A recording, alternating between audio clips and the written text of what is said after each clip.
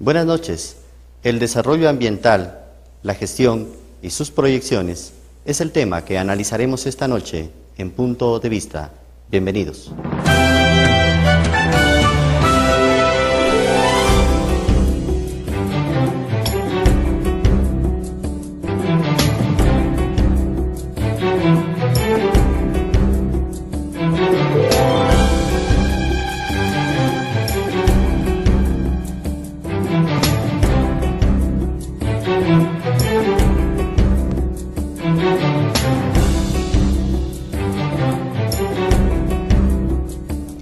Nos acompañan esta noche en el presente diálogo las siguientes personalidades. En primer lugar, presento a la doctora Silvia Jaquenot. Ella es la directora de la Universidad Internacional de Méndez Pelayo, en Cuenca, España. Bienvenida, doctora. Muchas gracias. De igual manera, el doctor Francisco Jiménez. Él es el director del Observatorio de Conflictos de la Universidad de Granada, España. Doctor, bienvenido, buenas noches. Vamos a iniciar este diálogo interesante con cada uno de ustedes. Y empiezo, doctor Jiménez, preguntándole, ¿qué es esto de los conflictos ambientales, las causas posibles de los conflictos ambientales? Los conflictos ambientales son una realidad hoy tan expresiva, tan visible, que muchas veces queremos ocultarla. Es la necesidad de dar respuesta a la crisis ambiental, al saber ambiental, a esa racionalidad ambiental, porque en ello nos va la vida. Piense usted que estamos trabajando muchas veces desde ópticas de la teoría, por ejemplo, de Lovelace, donde plantea que el ser humano es el primer animal que va a ser consciente de que va a desaparecer. Muchas veces no creemos en eso, pero la realidad, las actuaciones que vemos cada día, nos hacen posible creer ya en ese tipo de cosas. Y por lo tanto hay que poner los medios, los mecanismos y trabajar para evitar una catástrofe realmente a nivel planetario. Profundizando el tema, doctor Jiménez, las principales causas que generan estos conflictos entre la preservación ambiental y el desarrollo de los seres humanos, ¿cuáles son esas principales causas? La principal causa es el modelo de producción capitalista, que muchas veces no ha sido capaz de conjugar la relación con la naturaleza. Él cree que puede dominar, que puede manipular, que puede tergiversar ese tipo de relaciones. Y hoy el desarrollo, esa idea de progreso, está provocando realmente que caigamos realmente en esa idea de colapso ambiental. No solamente hablamos de contaminación, lo que puede ser el tema de consumismo, si quiere, todo el tipo de lluvia ácida, todo el tipo de planteamientos que actualmente pues, existen dentro del planeta, lo que va a llevar a este tipo de situaciones es nuestro comportamiento y nuestra relación mayormente con la naturaleza. Tenemos que aprender a producir un tipo de desarrollo que se base en un cierto equilibrio si quiere, de desgaste de la propia naturaleza, darle la oportunidad de que pueda recuperarse en cierta medida. Por tanto, las prácticas de mala convivencia de los seres humanos sería básicamente la principal causa de degradación del medio ambiente. Sí, esa es la primera causa. Esa capacidad que tenemos de consumismo, de relaciones, de progreso, esos planteamientos que tenemos son los que tenemos que cambiar. Es cambiar la óptica de percibir, de relacionarnos entre nosotros mismos, porque en esa forma de sustentabilidad es donde podemos provocar otro nuevo desarrollo que haga viable poder sobrevivir. Hablamos también de demografía, hablamos de contaminación, hablamos de las megaciudades, el superconsumo que se tiene, la gente tiene que replantearse un modo de vida distinto para poder funcionar. Ahora, doctora Jaquenot, hay un gran conflicto que se presenta entre preservar la vida humana, preservar la forma de vivir de los seres humanos, darles un ambiente saludable, pero también las formas de convivencia. Mucho se habla de la pobreza de los seres humanos, y digo que se viene un conflicto cuando esa pobreza, en contraposición con las regulaciones, las posibilidades de preservar el medio ambiente, vienen entonces los conflictos. ¿A dónde me inclino?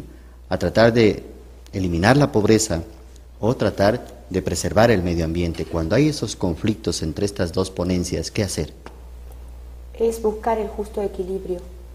No vamos a dejar de arbitrar todas las medidas necesarias, las medidas pertinentes para reducir los altísimos niveles de pobreza, y tampoco vamos a dejar de actuar en función de buenas prácticas ambientales, de códigos de conducta ambientales, para preservar esa plataforma biológica tan afectada en algunas regiones del planeta y que están repercutiendo precisamente en el grado exagerado de niveles de pobreza de las personas. Creo que el factor primordial es alcanzar ese grado de conciencia ambiental profunda, ese grado de sensibilización en las personas que les lleve a captar con inmediatez, con la mayor inmediatez posible, las situaciones ambientales que se presentan, que no deben ni tienen por qué ser problemáticas en primera instancia. En una situación ambiental dada no tiene por qué ser problemática.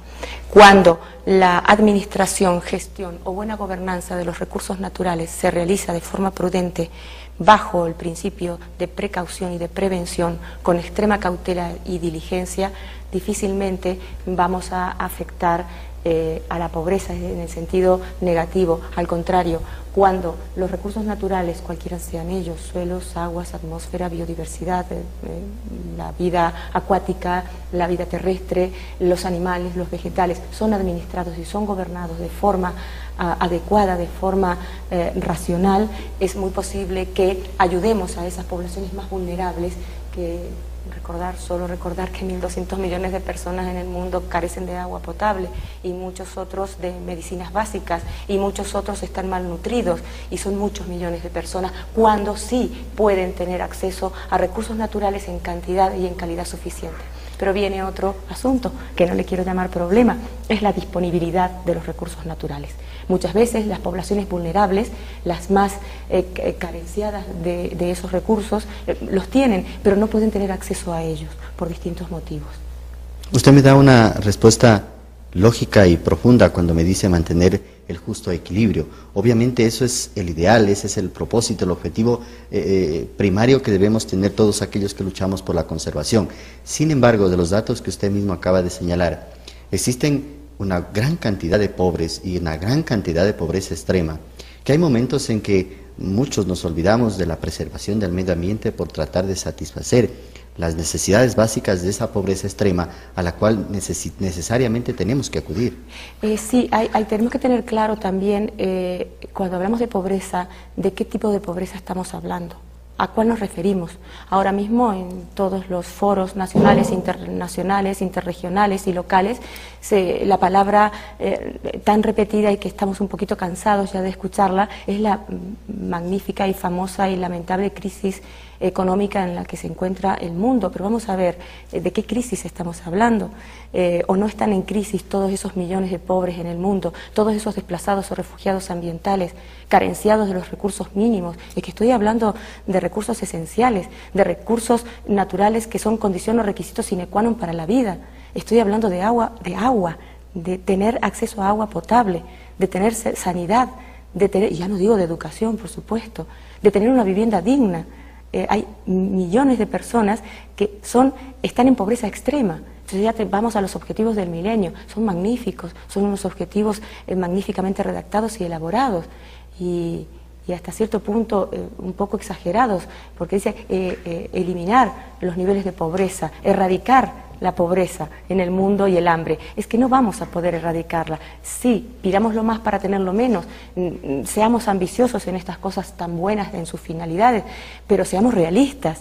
Vamos a minimizar, sí, ¿con qué? Con esos sistemas de desarrollo que ya no sostenible, puesto que ya no se habla tanto de desarrollo sostenible, ya no se habla de desarrollo sostenible, sino más bien de desarrollo compatible y equilibrado. Vuelvo al equilibrio. El equilibrio entre la actuación antrópica y la plataforma biológica. El nivel de acción más adecuado al espacio a proteger. Es un principio básico. Es decir, ¿cuál es el nivel de actuación antrópica, el nivel de actuación humana que voy a realizar sobre un recurso natural dado para no afectar ese recurso natural, para conservar ese recurso natural? Podemos desarrollarnos, sí, podemos crecer, pero con cuidado, con prudencia, respetando los ciclos naturales. Estamos presionando de tal forma la plataforma biológica que no le permitimos recuperarse ni regenerarse en los tiempos naturales y normales de recuperación y de regeneración. Es decir, no les estamos permitiendo bancos de peces, manglares, arrecifes coralinos, especies que se extinguen. Pero no hay que ser tan negativo, realistas sí, pero no negativos, porque también se encuentran miles de especies nuevas, animales y vegetales. Doctor Jiménez, la doctora Jaquenot nos acaba de dar una premisa para entrar a un tema en particular. Y ya nos dice la plataforma antrópica, y ahí nos pone el agua como el factor fundamental. Y ahí muchos nos olvidamos, cuando tratamos de hablar del agua, pues de qué pobreza estamos hablando, dice la doctora Jaquenot, porque todos necesitamos del agua, seamos pobres, tengamos o no tengamos recursos, pero ese es un elemento fundamental al que debemos nosotros fortalecer, independientemente de que las estadísticas nos señalen de que hay millones de pobres o de pobreza extrema en el mundo. Perfectamente. Para eso hay que unir tres ideas. La primera es la idea de conflicto. En los próximos años el conflicto principal será el agua. La segunda idea será el territorio. Un río pasa no solamente por un país, pasa por varios países. Y en tercer lugar, yo diría el agua, en el sentido de que hay que garantizar un mínimo, lo que muchas veces hablamos no es que la gente está disponible o tiene disponibilidad de agua, sino agua bebible, en cierta medida. Piense usted, por ejemplo, yo que vengo de España, no puedo beber agua de los grifos. O sea, es muy triste venir a una ciudad y no poder abrir el grifo y llenarse el vaso de agua. Eso lo mismo está ocurriendo en Bogotá o en Cúcuta o en Medellín, en cualquier parte que estoy trabajando actualmente en América Latina. En cierta medida ese es el conflicto, es decir, hay agua, parece ser que hay agua en cantidad, pero la estamos de tal forma contaminando que muchas veces no es útil para el consumo humano. Ahí es donde está realmente esa idea y ese conflicto que tenemos. Podemos ver un inmenso lago, podemos ver un inmenso pero totalmente contaminado, a través de pesticidas, a través de productos químicos, a través de incluso de los propios desechos que el ser humano genera y que automáticamente no somos capaces de depurarlo. Buscar un ciclo biológico, un ciclo vital del agua que permita realmente que todos los seres humanos puedan vivir. Si hay agua, garantizamos los mínimos de satisfacción de necesidades básicas, unos mínimos de alimentos, tenemos garantizado en ese tipo de planteamiento. Cuando hablamos de pobreza, muchas veces nos tenemos que acercar a América Latina en especial, y estamos observando que estamos hablando de porcentajes del 65 o del 70%. El conflicto es ambiental y, por lo tanto, en cierta medida, todos esos desplazamientos, estos crecimientos de las ciudades, muchas veces desordenados, para la hora de configurar, pero sobre todo la importancia que tiene de buscar un equilibrio incluso en el reparto. Si no hay equidad entre las sociedades, vamos a encontrar conflictos. ¿Por qué hay tanta violencia? Colombia, en Ecuador, ¿por qué realmente funciona así? Porque muchas veces estos desequilibrios, el desaparecer de la clase media, provoca que en cierta medida podamos encontrar todo este conjunto de conflictos dentro de la sociedad. Muchas gracias. Aquí hacemos una primera pausa, regresamos enseguida.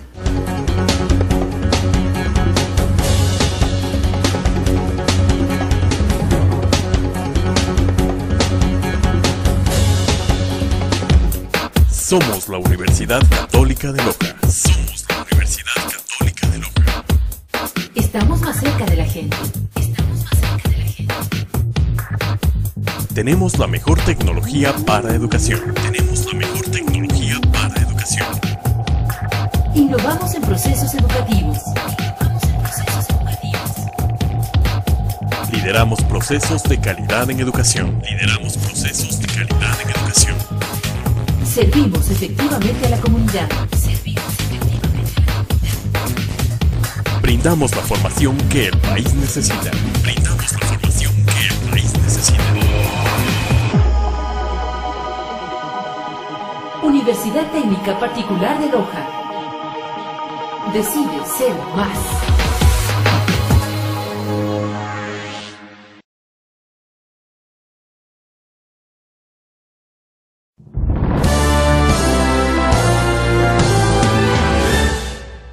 Gracias por mantenerse en nuestra sintonía.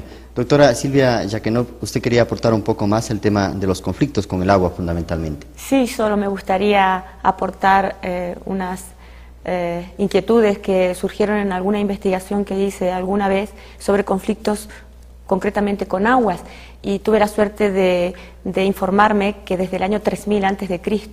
Existen conflictos con las aguas. Concretamente han sido unos 172 registros en cuanto a los conflictos que surgen por la utilización, aprovechamiento o explotación de los recursos hídricos. Bien, siempre se dice es que por culpa del recurso hídrico, por culpa del agua, del lago, de los mares. No, es la gestión que se hace o el uso o el aprovechamiento que se realiza. También quería vincularlo con los conflictos ambientales o hídricos o hídrico-ambientales. Los primeros encuentros bélicos o conflagraciones bélicas tenían motivos religiosos, luego fueron guerras de conquista y actualmente son por recursos naturales, pero no solo el recurso hídrico. Sí, ese quizás el que es más evidente o el que más nos afecta o el que más vemos, y no solo es por contaminación o por introducción en el ciclo hidrológico de residuos, de pesticidas, herbicidas, fungicidas, sino también es por la extracción que se realiza de agua de esos cursos hídricos. Pensar nada más que en el mar de Aral. El mar de Aral ha perdido la totalidad de sus especies autóctonas.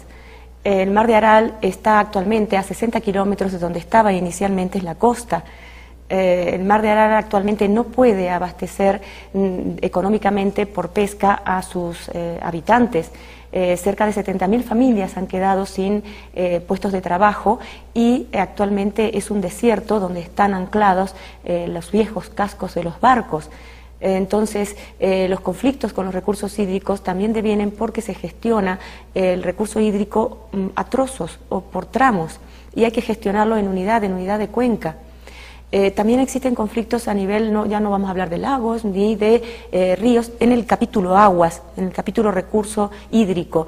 Vayamos a la parte de la Polinesia o de sudeste asiático, donde la plataforma continental se superponen entre ellas, y entonces, claro, allí vienen conflictos, las islas están muy cerca, pertenecen a distintos países, se superponen las plataformas continentales y sobrevienen una gran cantidad de conflictos. Pensemos también en el conflicto que llega al más alto Tribunal Internacional de Justicia de La Haya, que es el conflicto con el río Danubio. El río Danubio ha sido desplazado de su cauce natural a lo largo de 40 kilómetros. A lo largo de 40 kilómetros se desplaza el río Danubio para poder construir y concretar una obra para realizar la presa hidráulico-hidroeléctrica de Gapsikovo-Noy-Maroš entre Hungría y la actual Eslovaquia. Entonces, cuando se firman los acuerdos para la construcción de esta gran central hidráulico-hidroeléctrica, era entre Checoslovaquia y Hungría. En este momento es entre Eslovaquia y Hungría. Y eso ha llevado a una gran cantidad de conflictos entre estos dos países, pero no solo ambientales, sociales, económicos, políticos, culturales y políticos, al punto que los parlamentos han llegado a debilitar tanto sus relaciones diplomáticas que han tenido que acudir al Tribunal de La Haya. Y conflictos con recursos naturales, y por distintos motivos hay muchos, lamentablemente, a lo largo y a lo ancho del mundo. Pero pensar en la gestión de los recursos en unidad de gestión, no porque una división administrativa, un límite administrativo imaginario divida a un recurso natural, una masa forestal o un yacimiento petrolífero o un yacimiento diamantífero, es que vaya a tener que gestionarlo de manera diferente, hay que tener la globalidad del sistema. El sistema es muy sensible, es muy complejo y está en un inestable equilibrio. Doctor Jiménez, nuevamente la doctora Silvia, ya que nos introduce en otro tema fundamental. Leía algunos de los más de 70 artículos y cerca de 70 libros que tiene la doctora Jaquenot. En uno de ellos habla de la pobreza y dice, una persona pobre se vuelve una persona triste, se vuelve una persona insensible, hay sombras sobre esa persona. Para eliminar la pobreza, los gobiernos a nivel mundial tratan entonces de obtener riqueza, recursos económicos fundamentales para eliminar un poco la pobreza. Esos recursos están bajo la tierra, y estoy hablando de los minerales, de la explotación de los minerales, que les produce obviamente ingentes recursos económicos para distribuirlos a la sociedad. Pero aquí viene un gran conflicto. Los que están a favor de que se exploten esos recursos naturales, los gobiernos principalmente, para poder explotar y tener la posibilidad de entregar dinero a los habitantes, y a aquellos que protegen obviamente el desarrollo ambiental. ¿Cómo analizar este conflicto? El problema es cómo eliminamos la pobreza. Ese es el primer esfuerzo que hay que hacer. Entonces muchas veces estamos obsesionados en querer buscar recursos dentro de la naturaleza o dentro del entorno que uno tiene. Le pongo un ejemplo. Por ejemplo, el petróleo de Irán equivale al año 27.000 millones de dólares. Es decir, sin embargo, por ejemplo, la gestión, lo que sería el turismo en España, todo lo que se pone en la factura del turismo son 47.000 millones de dólares. Es decir, muchas veces lo que hay que trabajar, y eso lo hablamos muchas veces en conflicto, en temas de creatividad. Otras alternativas. Otras alternativas que provoquen desarrollo. España no tiene petróleo, no tiene materias primas, no tiene realmente ningún producto, solamente que se ha especializado en un sector donde es competitivo, y es el segundo país del mundo, después de Estados Unidos, ha superado incluso a Francia. ¿Dónde vamos a buscar los recursos? vamos a tratar de explotar. Realmente hablamos de recursos minerales, hablamos de petróleo, hablamos de pesca, es decir, hay una gran cantidad de recursos, pero muchas veces ese dinero, ¿dónde se va? Los niveles de corrupción que estoy detectando en América Latina son preocupantes. Es decir, ¿dónde está el reparto? ¿Dónde está la capacidad para que personas puedan convivir, puedan tener medianamente ese tipo de trabajo? Cuando uno, para que vea sencillamente, en Cartagena han hecho el censo de población y han censado a 35.000 personas. Y no han censado todos los desplazados, que eran más de 700.000 personas. Los niveles de pobreza que yo he visto en la ciudad de Cartagena no lo he visto en ninguna parte del mundo. Yo trabajo en México, en Cuba, en Colombia y en Ecuador, que son los 4 países donde actualmente estoy trabajando. Niños descalzos, la gente casi de medio vestir, aguas fecales por medio de las calles. ¿Cómo funciona? ¿Cómo arreglar este tipo de condiciones? Sí, es a través de políticas sociales que ayuden en cierta medida o dan la posibilidad para que estas personas puedan desarrollarse, puedan empoderarse en cierta medida y puedan provocar su propio desarrollo. Y no ir tanto a las administraciones públicas que muchas veces funcionan para dar determinados proyectos que muchas veces no resuelven el problema, en cierta medida. Cuando nos vamos a tratar de buscar minerales, ¿cuántos minerales puede sacar Ecuador? El problema que tiene. Hablamos de cobre o de qué tipo de material, hablamos de petróleo, pero el petróleo hace 3 meses estaba a $147 el barril, hoy está a 30, 45, 30. Está previsto que llegue a 25, que es el límite donde se considera que es rentable sacarlo o no sacarlo. Es decir, ahora, ¿dónde está la diferencia?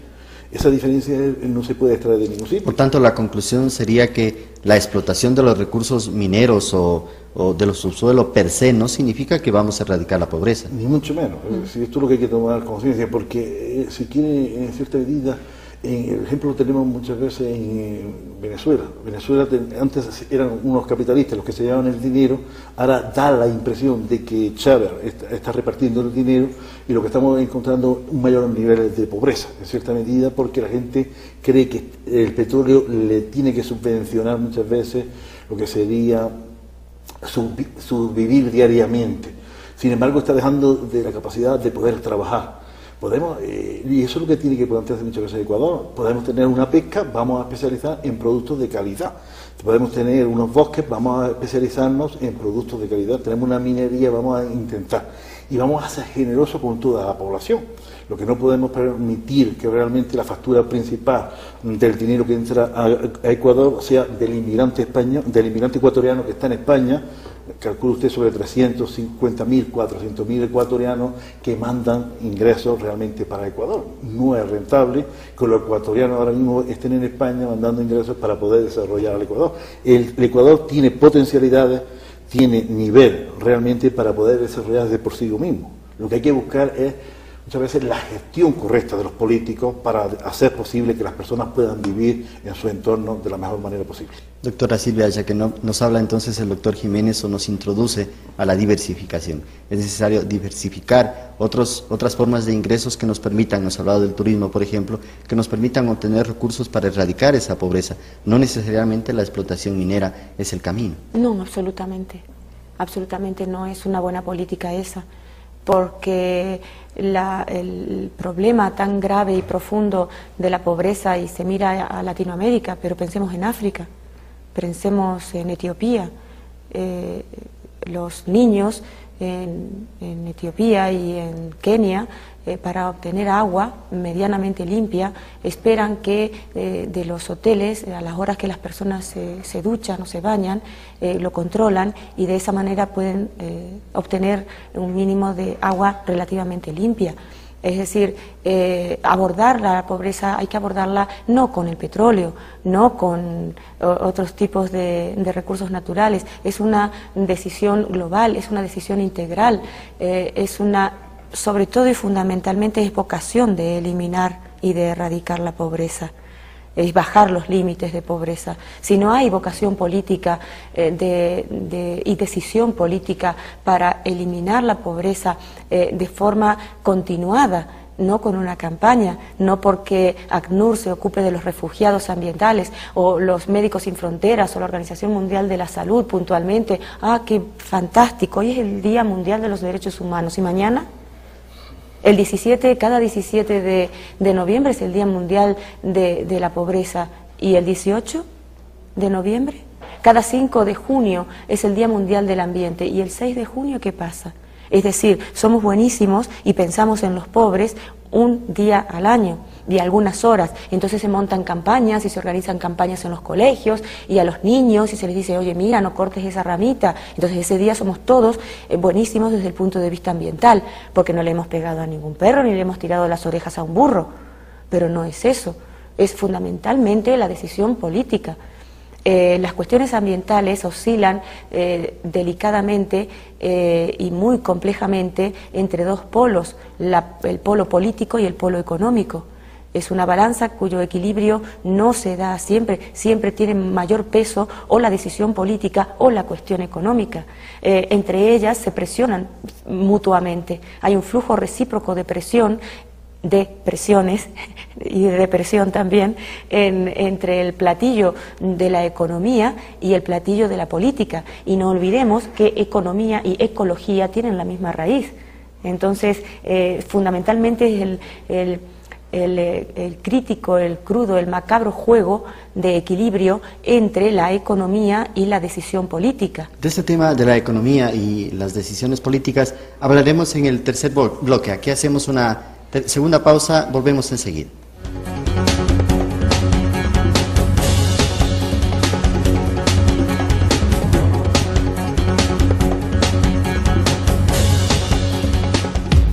Somos la Universidad Católica de Loja. Somos la Universidad Católica de Loja.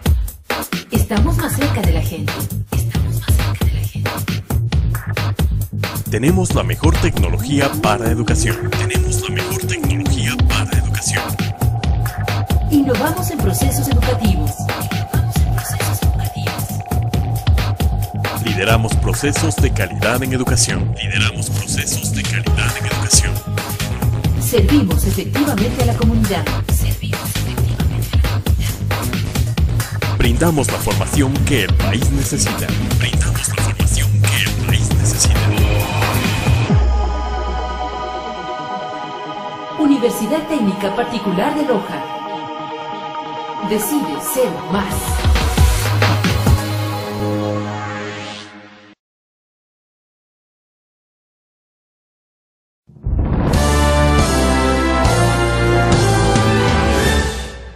Gracias. En este tercer bloque trataremos fundamentalmente ya las conclusiones y algunas recomendaciones sobre el desarrollo ambiental. Doctor Jiménez, algunas recomendaciones fundamentales. Especialmente 3 recomendaciones. Es lo que yo llamaría la percepción de la seguridad.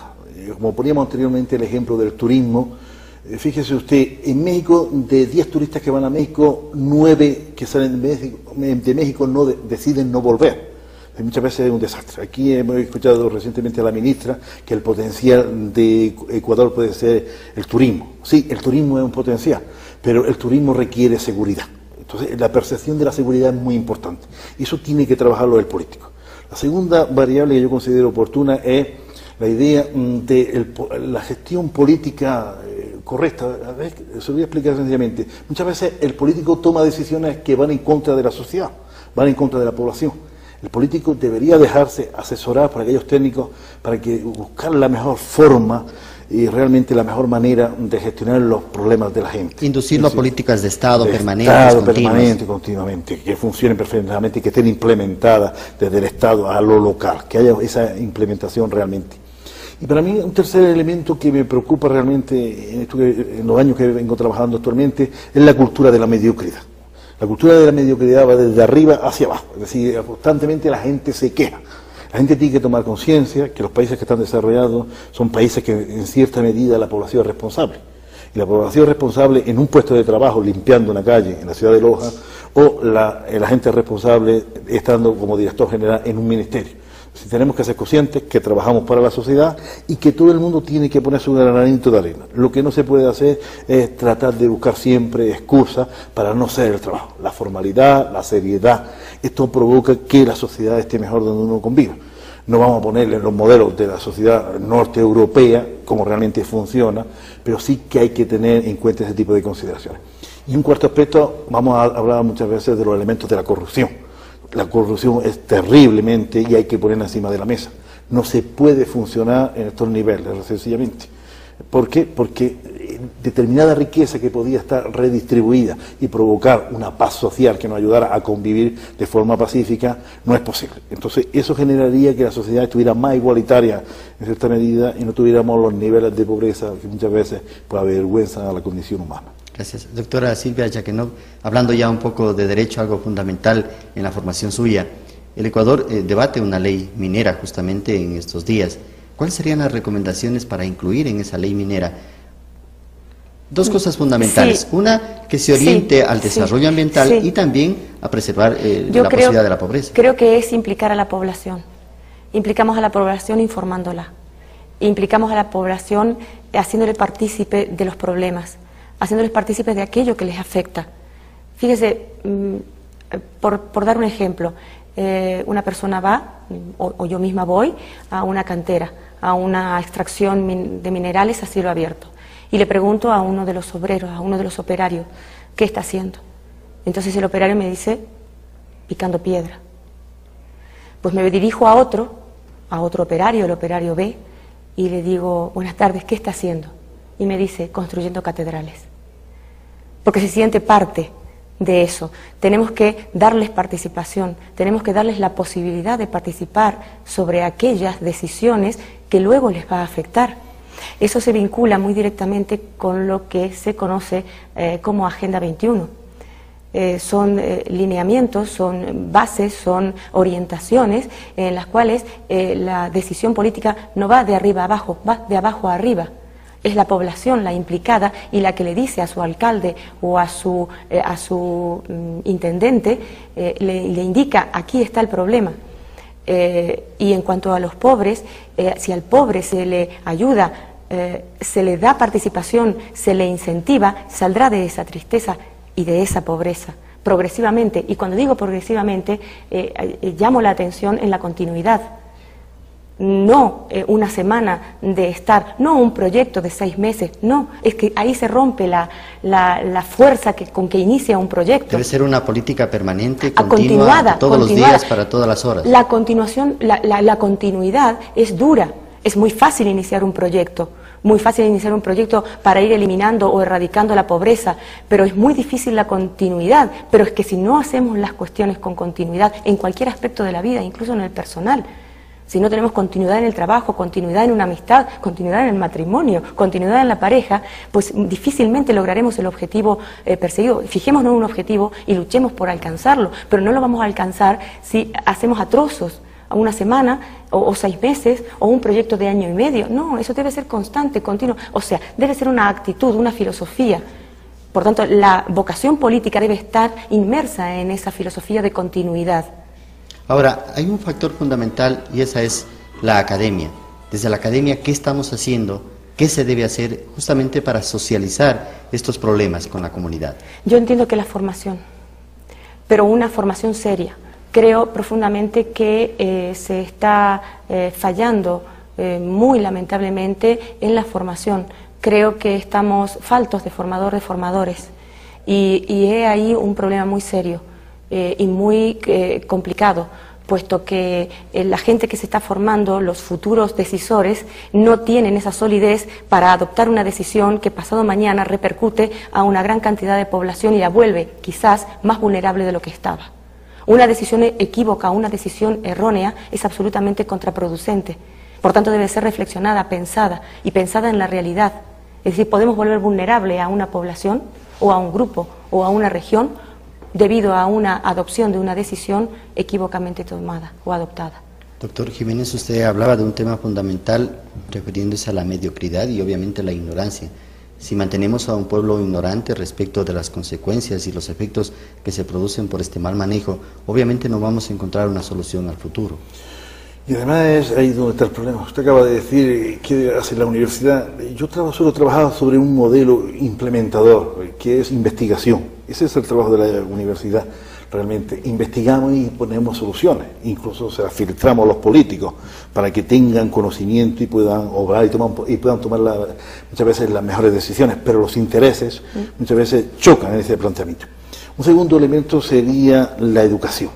tenemos que forzar, tenemos que educar, tenemos que tener una población lo mejor educada posible, porque con un potencial cultural, con un capital cultural y humano se puede desarrollar un país. Es decir, no se puede pretender cuando solamente recibe educación una élite, un grupo reducido. No funciona. La masificación es fundamental en ese tema. Claro, funciona sencillamente en cosas tan elementales como lo de la limpieza. Uno va en un coche y te tiran un calcetín por la ventana, las ciudades están sucias, todo está abandonado, todo está maltratado, sencillamente. Y desde ahí maltratamos incluso la naturaleza. El tercer elemento yo llamo la formación. Tenemos que aprender a tener profesionales. Y muchas veces lo que estoy detectando estos años que estoy trabajando en América Latina, la gente no es profesional, la gente cree que puede estar en 3, 4, 5 trabajos, eso no puede ser. Uno tiene que estar en un trabajo, tiene que desarrollarlo, tiene que ser profesional, tiene que ser serio y tiene que cumplir, sencillamente. Y el cuarto nivel es el trabajo. Uno está en un trabajo y tiene que cumplir el trabajo, tiene que cumplir un horario.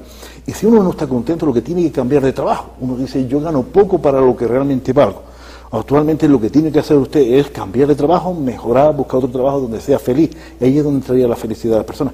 Porque las personas se entran un poco en angustia, se deprimen, no son felices, no funcionan, no tienen el trabajo que quieren, no tienen la familia que quieren, no son felices en ese tipo de planteamiento. Por tanto, investigación, educación, formación y trabajo. Y de aquí es donde está lo que yo llamo la cultura de la mediocridad. Fíjese, yo coordino un doctorado en Granada, en la Universidad de Granada, y lo que siempre observo es el estudiante que, y la mayoría de los casos son profesores de universidad que están constantemente quejándose. La impresión de que todavía están en la colonización, se queja, los pobreticos que son, las dificultades. Mire, estamos hablando en un nivel académico, un nivel de investigación, estamos hablando de conocimiento, y aquí nos valen los problemas familiares que uno tiene, o sabemos o no sabemos. Entonces muchas veces parece uno que es agrio en ese aspecto, pero tenemos que ser capaces de darle seriedad y rigor a las cosas que hacemos. Gracias, doctor Jiménez. Una palabra final ya para terminar este programa, doctora Silvia Jaquenot. Llegará un momento en que la pobreza se disminuya y se aumente el proceso de desarrollo ambiental y de mejora de las políticas ambientales. Espero que sí. Y creo firmemente que podemos lograrlo.